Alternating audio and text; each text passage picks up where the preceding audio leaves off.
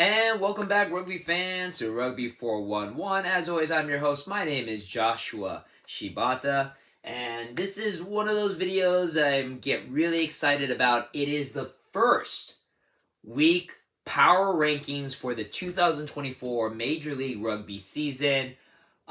Super excited because this is the first time I'm doing power rankings this season, so it's always nice to start off the season with early power rankings to see what happens after an exciting opening week of rugby. 4 out of 6 of these games decided by less than 7 points, so a lot of competitive teams, and surprisingly, some very competitive first showings by 2 of the new teams. One of the games that were with the most lopsided victory, obviously we were kind of expecting from one of the new teams, playing the former reigning and defending MLR champions. But one of the other games, a little bit surprising, a little bit boring. But I'll get more into details as we do our recap as well as our power rankings. Now remember, if you've never seen my power rankings before, this is not determined by win-loss record, by where you are in the standings. It is purely by what goes on the pitch,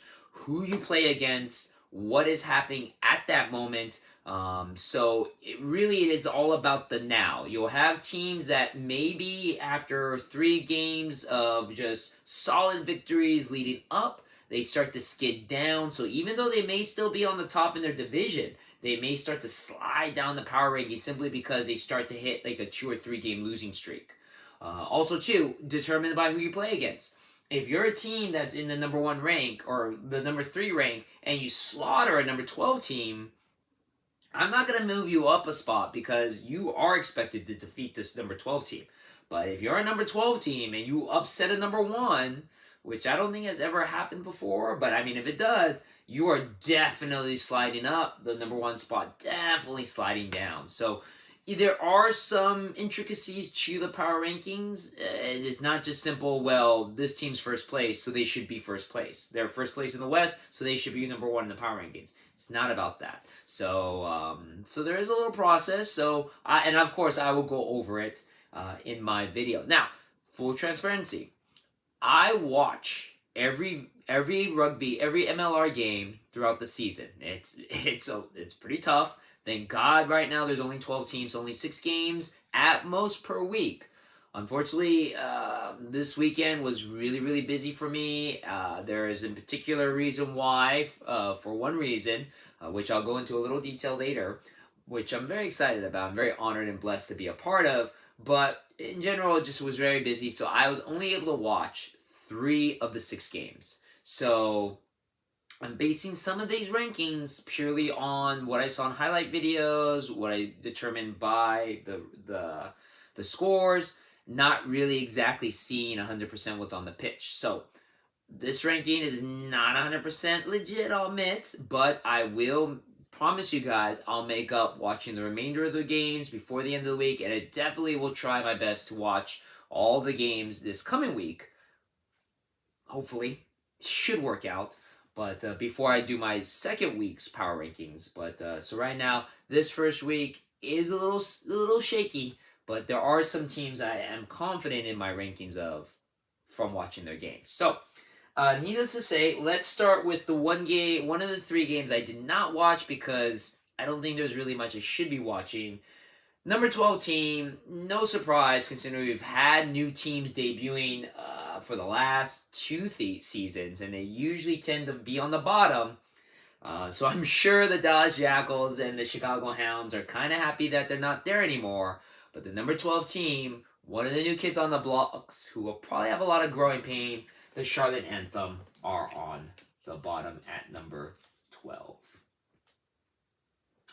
And again, did not watch this game, but the Charlotte Anthem had the bold task of being welcomed into the league, facing the reigning, defending MLR champions, the New England Free Jacks. From what I saw, it was a great turnout in Charlotte. I'm very happy for the Anthem. That's awesome.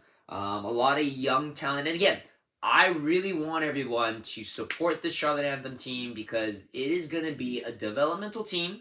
So there's going to be a lot of growing pains, not expecting a lot of victories, at least for right now. These are young development players, which the sole purpose of this Anthem team is to give young American-born or American capable cap players who could possibly become future Eagles players on the American national team the chance to grow, get pro rugby experience, play on close to an international level, because there are a lot of international talent in the league, and this gives them the chance to get thrown into the mix very early in their career, slowly start to develop, and hey, eventually the goal is to have these Anthem players become a competitive team and as well become future Eagles players as well. So highly recommend, if you want to get onto the ground floor of rugby developing here in America, Anthem is the team to root, at least for your second favorite team if you already have a local team that you're rooting for. But again, they lost to the New England Free Jacks 13-46. Nothing to be ashamed about. Great debut for them. We'll see if they get out of that number 12 spot, but not expecting too much for them. I already predicted that they're not going to win a game this season. Like I said, maybe next year they'll start to grow, but definitely see that this will be pretty much the Anthem's place for the remainder of the season. Now, the game that I did see, number 11, is Old Glory DC, which, I'll go into my SuperBru picks after this. Not so great, and this is one of the games that I totally did not get. Old Glory ends up losing to Nolo Goals 6-18. Kind of disappointed, thought Old Glory would do better, but I'll be honest with you, full transparency again. When Old Glory debuted their starting roster, I was kind of surprised. Some missing players, some interesting starts, and they just did not look like the full capable Old Glory roster that you would expect from the players that were in pool. Don't know if it's because of injuries or just certain things that they wanted to try because of the very first game. But I did really feel like I wanted to change my pick. I ended up not, because I already announced that I picked NOLA. I did drop the point margin a little bit. But in the end, NOLA pulled off the victory. Now, this game was very slow. A lot of mishandling errors. Again, I forgot. I think it was NOLA did not have any preseason games before this. So rugby is a game where if you don't have any kind of cohesion from the start, it's very hard to get that cohesion from the start. Because again, rugby is a improvisational game. There are not a lot of set plays. It's a lot of just playing off of instincts. And if you haven't been playing a lot and you had a little bit of an off season, it's hard to get back into the swing of things. And both teams really struggled. A lot of handling errors. There was a yellow card that was given to Old Glory at the 60-minute mark, which then allowed NOLA to score. NOLA took advantage of another couple of penalties, and there was this great moment where a grubber kick by Reese Botha picked up by newly acquired Taniola Filimone to NOLA, and they were able to score. The very first try of the season was scored by NOLA by Jordan Jackson-Hope. The one bright part for Old Glory was Jason Robertson, their fly half, who basically was scoring most of the points because Old Glory was at one point up 6-0 before going into the half, and then NOLA just kind of chipped away at the end, and Old Glory just could not come back. NOLA also had a pretty good crowd, pretty good home crowd to support them, so in the end, they lost. But again, 6-18, not the most exciting game. This is one of the two games that was not determined by less than 7 points. So kind of disappointing performance by Old Glory. Wasn't really impressed by either team. So I put Old Glory down just because they didn't win that game. NOLA isn't far off from Old Glory once we get there. The next game. Such a heartbreaker for me because I was really expecting more. And again, another game I got wrong on my SuperBru. But your number 10 pick is the new LA franchise, Rugby Football Club LA, who lost a heartbreaker to the Dallas Jackals 29-32, just lost by 3 points. But it was a fun game, and I had the awesome honor of being the public announcer for Rugby Football Club LA at Dignity Health Sports Park. So if you were at the field, if you're at the stadium, which awesome, wasn't the biggest turnout, but there was a turnout, and the LA fans that were there were very vocal. I could attest because I was there. But man, I was the one that you heard the voice going, "Let's go LA, let's go LA," and defense and all that. It was so much fun. And also because I was there for a good majority of time getting ready to prep, didn't get a chance to see too much of the MLR games. But yeah, let's go into the game. LA's very first debut. Start off with fireworks. I mean, LA, in the very first half, 4 tries. They already had their bonus try. 2 of them by Andrew Coe. 1 of them, the most beautiful kick pass from Jason Ewok Emery straight into the hands of Andrew Coe. I nearly jumped out of the announcing booth to scream out try time for that one. It was beautiful. Another try by Rory Van Voot, the fullback, and then a beautiful try by Jason Dam. It was all LA in the first half. And then, near the waning minutes of the first half, unfortunately, LA just got beat down by penalties, 2 yellow cards. So going into the second half, already LA was playing 13-15 for the first 10 minutes, and then unfortunately that allowed Dallas to start scoring tries of their own, including a hat trick by Dewald Kotze, their hooker, and because for whatever reason, LA's defense on the scrum is something that they really needed to work on. The line-out maul by Dallas was really unstoppable. It's at pure Argentinian brute strength. And then also 2, unfortunately, LA ended up getting 2 more yellow cards in the second half of the second half. So the last 10 minutes of the game, they were down 13-15. So, I mean, again, LA was up at one point at the half, 26-17.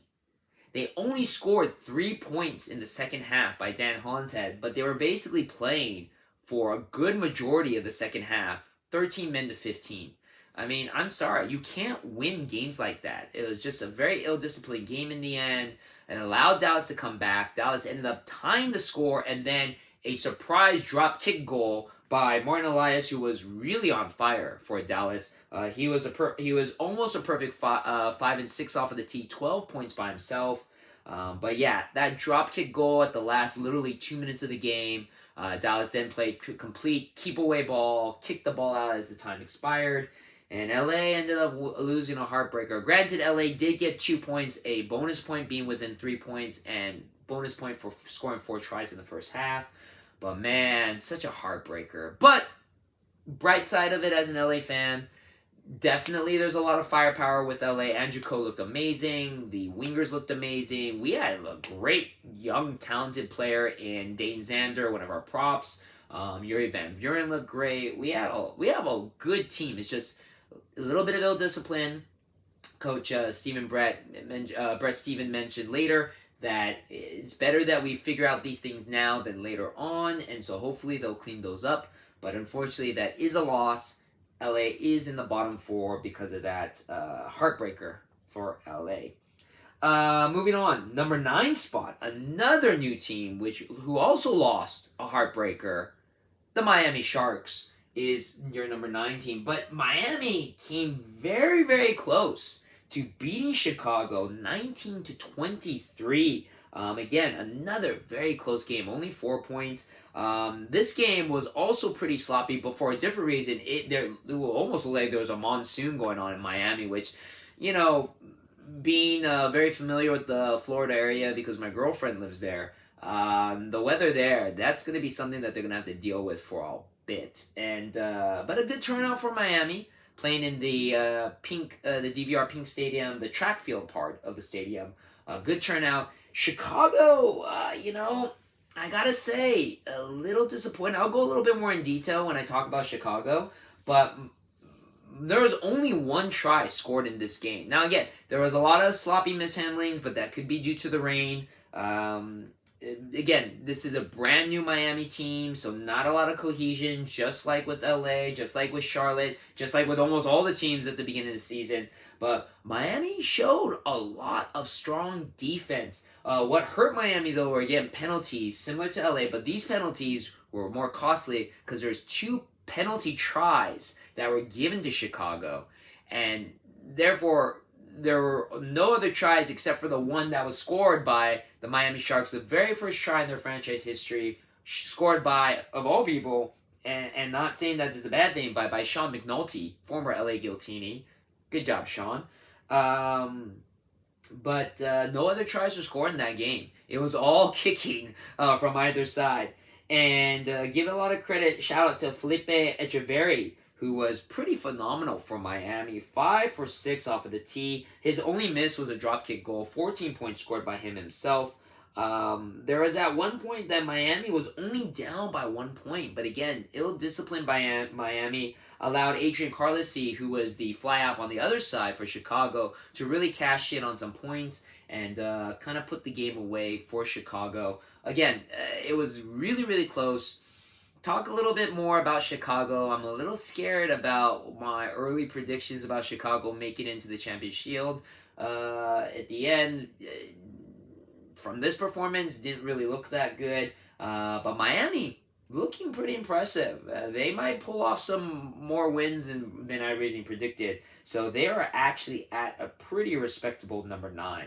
Now, number 8, we have the Utah Warriors, who ended up losing a game that I didn't see, but I heard was a pretty close one, to rival Houston SaberCats, 15-22. Can't really say much about this game, but out of all the teams so far, for me, Utah looked like the team that had the least, or the most impressive loss, if that's to say. The only other team that I can say would probably be a better one is going to be the last team of the ones that lost in round 1 at the number 7 spot, the San Diego Legion, who again kind of got shocked. I had a horrible SuperBru. I had San Diego winning their game, but they ended up losing to their bitter rivals, Seattle Seahawks, 19-25. Again, another very close game. Didn't see the game, but just again, from the caliber of opponents, Seattle comparatively to Houston, I had Seattle having a little bit more of an impressive loss than Utah, so they're just slightly above Utah at the number 7 spot. Now, going over a game that I did see, NOLA Gold, the number 6 spot. As I mentioned before, they did beat the Old Glory DC 18-6. Out of all the winning teams, I only saw 3 games, but that win was the least impressive. Just didn't see too much out of NOLA to impress me. Old Glory kind of, excuse my French, pooped in the bed to allow NOLA to get the victory, but they ended up getting the victory nonetheless. Number 5, another team that got a victory, the Dallas Jackals, which this would be right now the highest I think they've ever been ranked. In my power rankings, 1 victory. I don't know if it would be the upset of the week, which is what Major League Rugby is trying to sell it as well as they are the team of the week. But they were down 26 to 17 in the first half. If it wasn't just for ill discipline, if anything, I feel not to be biased about it, but I felt RFCLA beat themselves more so than Dallas beat them. Now again, shout out to Dewal Kotze, their hooker, who ended up getting a hat trick in the game. But I really felt it was more about LA making mistakes than for Dallas dominating LA. Again, if you get 4 yellow cards, there should be no reason for you to win the game. And the fact that LA only lost by 3 by a last-second dropkick goal just really shows the caliber of play by LA was pretty good. Dallas, kind of just managed to, don't want to say luckily won, but, just barely pulled it off. More impressive, though, than by NOLA. The number 4 team is the Chicago Hounds, who defeated the Miami Sharks in Miami. Again, so there are moments in the Chicago game that sadly I kind of saw the Chicago team of last season, and that meaning there was a lot of miscommunication. Again, ball handling issues might have been because it was raining half of the time, so the ball was slick, the ball was wet, but there did seem to be quite a few like moments where a player is passing the ball because he thought his teammate was there and he's not. He's completely on the other side. So it just seems like there's still a lot of miscommunication issues in Chicago because this is something that we saw all season last season. Line out issues for Chicago. Set pieces weren't working for Chicago. Again, not taking anything away from Chicago, but Miami, granted, penalty tries means that a penalty was made. If the penalty wasn't made, the try would have been scored anyway. So 2 penalty tries, it just means that Miami screwed themselves over by trying to cheat to prevent the try. The try was going to happen anyways. Miami tried to cheat, and they ended up getting penalized with a yellow card as well as having the try score. So Chicago's going to score. But like I mentioned, there was a moment where Miami was only down by 1. Miami also had some great defense. Chicago was just being stopped at the line for the goal line for Miami numerous times. So I have Chicago at number 4. It was a little bit more impressive victory than Dallas, but man, and Miami may have a better team than I originally predicted. But man, if this is the Miami right now in week 1, I'm a little worried about my early prediction of them going all the way to the championship, even with a really stacked team like Chicago has. But we'll see. We'll see. I mean, this is just week 1. We have a whole 17 more weeks to figure this out. Not something that we have to worry about figuring out. Number 3 is your New England Free Jacks. Now, again, this may seem controversial that we have the reigning, defending MLR champions who just slaughtered Charlotte Anthem 46-13, almost scored half a century of points. How are they number 3? Well, again, if you remember what I explained earlier, you have a team that totally slaughters a team that technically they should be slaughtering. They're basically doing what they're supposed to do.